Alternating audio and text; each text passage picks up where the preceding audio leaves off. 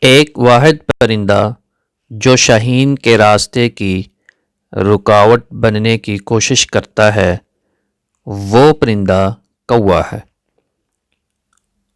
وہ اس کی پیٹھ پر بیٹھ کر اس کی گردن پر چونچ مارتا ہے، تاہم شاہین جواب نہیں دیتا اور نہ ہی کوے سے لڑتا ہے۔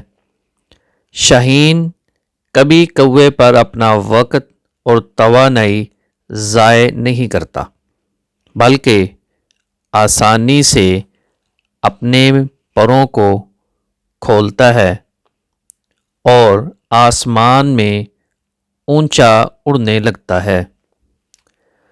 اونچی اڑان سے کوے کو سانس لینے میں دشواری کا سامنا کرنا پڑتا ہے اور پھر آکسیجن کی کمی کی وجہ سے کوا گر جاتا ہے۔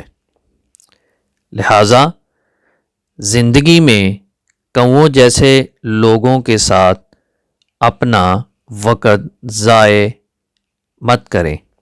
شاہین بنو، خود کو بلند کرو، کوے اپنے آپ مٹتے جائیں گے۔